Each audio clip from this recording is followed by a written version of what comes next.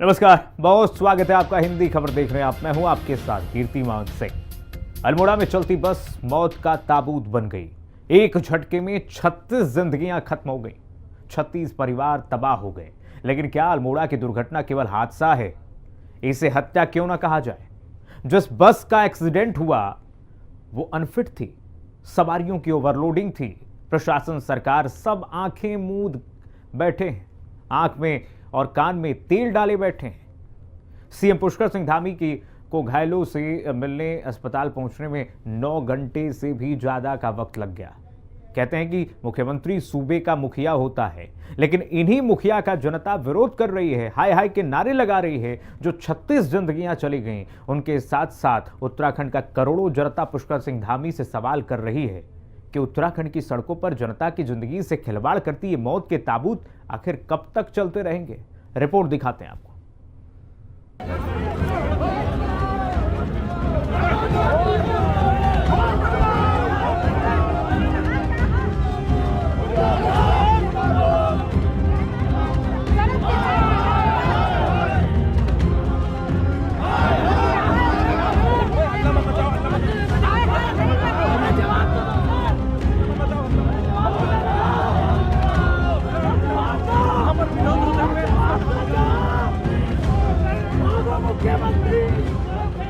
अल्मोड़ा के इस अस्पताल में आखिर उत्तराखंड के सीएम का विरोध क्यों किया जा रहा है? अस्पताल के बाहर विरोध में जनता शोर क्यों मचा रही है? ये सवाल ना तो आसान है और ना ही इसका जवाब, क्योंकि जब इस अस्पताल के अंदर घुसेंगे, इसके मरीजों से मिलेंगे, उनके दर्द की चीखें, उनके आंसुओं की दास्तान, अपनों के खोने का गम जो चीखेगा तो उसे ना तो आप सुन पाएंगे और ना बयां कर पाएंगे। दर्द की जुबानी घायल जिस मंजर को बता रहे हैं, उसे सोचना ही रोंगटे खड़े कर जाता है, क्योंकि उस कहानी में अपनों के खोने की तड़प है। वो जो अब कभी लौट कर नहीं आएंगे, उनकी यादों के निशान हैं। अल्मोड़ा में खुशियों के सफर की बस मौत का ताबूत बन गई। देखते ही देखते पूरे 3 दर्जन यानी 36 जिंदगियां हमेशा हमेशा के लिए सांसों से महरूम हो गई। 27 अभी भी मौत से लड़ रहे हैं, घायल हैं, इलाज तो चल रहा है, लेकिन आगे का भविष्य अधर में है। बस में चढ़े थे तो सही सलामत थे, लेकिन हादसे ने तोड़ कर रख दिया।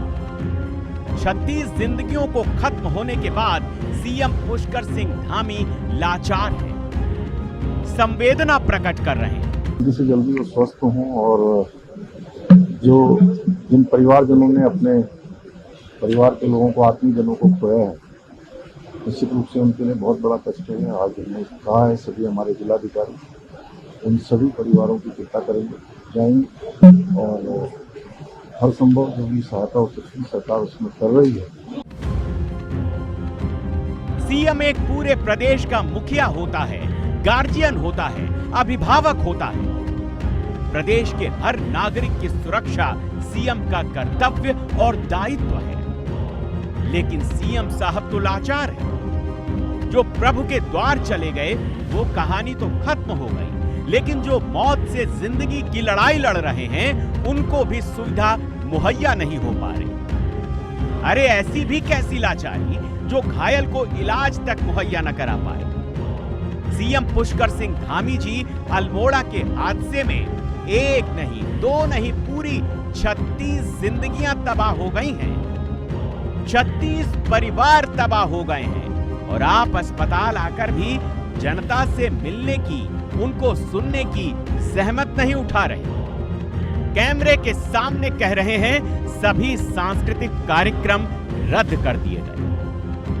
राज्य स्थापना के भी अनेक कार्यक्रम होने थे, सभी कार्यक्रमों को हमने कहा है कि क्योंकि कल्चरल कार्यक्रम हमारा 8 तारीख को प्रस्तावित था, उस कल्चरल कार्यक्रम को अभी स्थगित कर दिया है इस शोक के कारण से। और जो भी हमारे लोकार्पण और इस प्रकार के बड़े समारोह होने थे, उस सभी समारोह में जो भी सांस्कृतिक कार्यक्रम थे, इस प्रकार के कार्यक्रम थे, उन सभी को उसमें से हटा दिया सादगीपूर्ण तरीके से, क्योंकि शोक का विषय है। और हम सभी लोग दुखी हैं, पूरा राज्यवासी दुखी हैं। हम भगवान से प्रार्थना करते हैं कि जो हमारे बीच में नहीं रहे, जो जिनकी इसमें जान गई है, भगवान उनको अपने श्री चरणों में स्थान दे और उनके पारिवारिक जनों को इतना बड़ा कष्ट आया, आघात आया, उनको एक कष्ट सहने की भगवान शक्ति प्रदान करे। धामी जी, क्या कार्यक्रम रद्द करने से वो जिंदगियां वापस आ जाएंगी? कहते हैं कि संकट में जो हाथ थाम ले वो भगवान से कम नहीं होता। और आप जिस अस्पताल में पहुंचे थे वो तो आपके अपने थे, आपकी जनता थी धामी जी। तो फिर संकट की इस घड़ी में अपनों का हाथ थामने में आपको कैसी दिक्कत होने लगी? क्या ये इंसानियत नहीं थी? वैसे सिस्टम तो भगवान भरोसे है, लेकिन क्या एक अभिभावक की तरह आप बाहर विरोध कर रही जनता के सर पर हाथ नहीं रख सकते थे? आप लाव लश्कर के साथ आए थे, सही है, लेकिन जनता से संवाद न करना गलत है। ऐसे में विरोध तो होगा ही, नारे तो लगेंगे ही।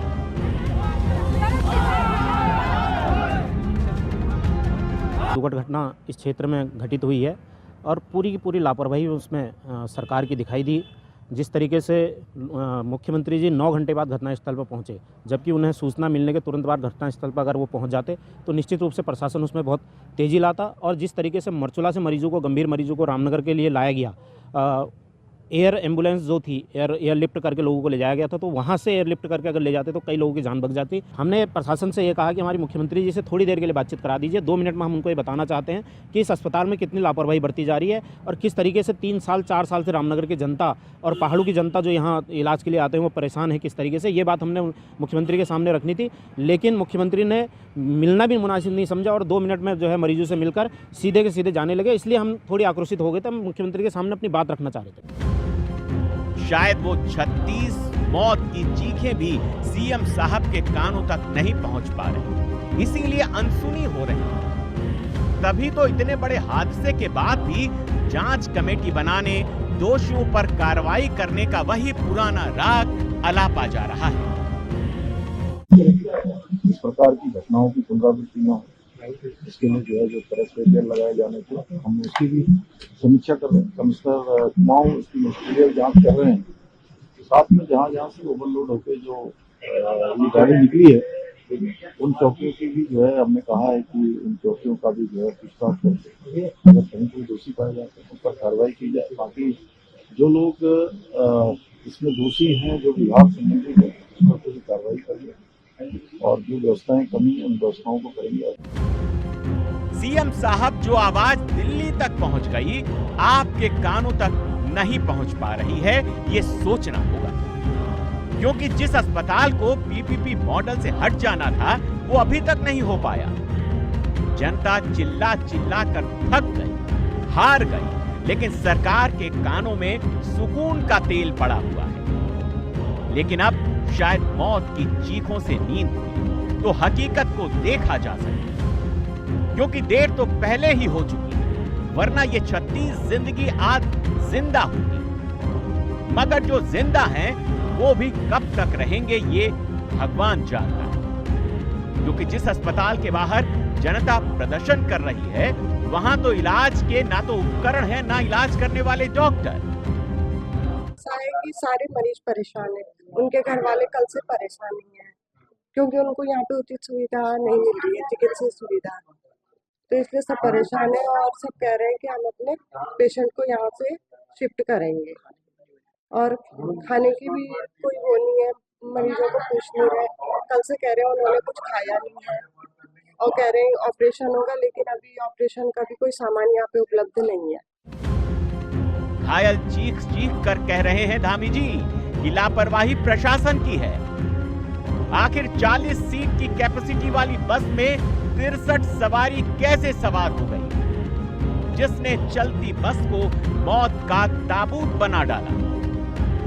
एक्सीडेंट का रीजन था ओवरलोडिंग थी और स्पीड थी और कुछ टेक्निकल फॉल्ट ऐसे आया कि ड्राइवर उसको कंट्रोल नहीं कर पाया, मानसिक तनाव में भी था। आपके विधायक कह रहे हैं अस्पताल का मोड क्यों नहीं बदला, उसका संज्ञान लेंगे। यहाँ पर जो प्राथमिक उपचार है उसके लायक भी व्यवस्था नहीं है, तो निश्चित रूप से मेरी पहले भी मांग थी और आज भी मांग है कि इसको पीपी मोड से हटा देना चाहिए। पहले भी कहा है और इसमें इन्होंने कहा था कि अक्टूबर के महीने में हम इसको हटा देंगे। मैं भी संज्ञान लूंगा कि इसमें क्यों नहीं हटाया गया इसमें। लेकिन 36 लाशों का संज्ञान कौन लेगा माननीय? जिनके घर दुनिया को रोशन करने वाले त्योहार दिवाली पर सदा सदा के लिए अंधेरा हो गया। अल्मोड़ा का हादसा क्यों हुआ? पहला कारण बस कंडम थी। सवाल उठता है, बस के फिटनेस की जांच क्यों नहीं हुई? फिटनेस जांच किसका काम था? बस के फिटनेस को अनदेखा क्यों किया गया? खराब बस को मौत का ताबूत किसने बना दिया? सड़क पर अनफिट गाड़ियां कब तक चलती रहेंगी? प्रशासन और बस सर्विस प्रोवाइडर में साठ-गांठ होती है क्या? धामी जी, आपकी नाक के नीचे उत्तराखंड की पहाड़ी सड़कों पर न जाने कब से ऐसे ही मौत के ताबूत लोगों की जिंदगियों से खिलवाड़ कर रहे हैं। 36 लोगों की जान चली गई तो हाय तौबा मची है, हड़कंप हो रहा है। सवाल तो यह है कि आपकी आंखें बंद क्यों हैं? कानों पर पहरे क्यों हैं? सड़कों के कब्रिस्तान की ये तस्वीरें आखिर क्यों नहीं दिखती आपको? क्या उत्तराखंड की जनता जिसने आपको वोट दिया, सीएम की कुर्सी पर बिठाया, अपनी किस्मत का फैसला आपके हाथों में दे दिया, वो ऐसे ही बेबस रहेगी और 36 लाशों पर आंसू बहाती रहेगी?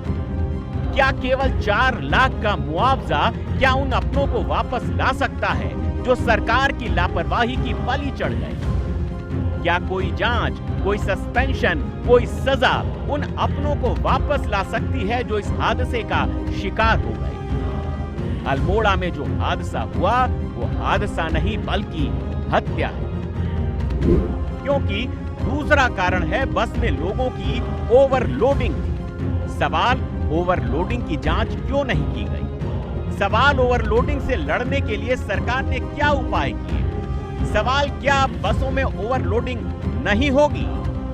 भले इन सवालों के जवाब सीएम पुष्कर धामी के पास ना हो, लेकिन पहाड़ी सड़कों पर वाहन चलाने वाले साफ साफ सरकार को कटघरे में खड़ा कर रहे हैं। कह रहे हैं कि सरकार ने नियमों की आड़ में वसूली का सेटअप कर रखा है।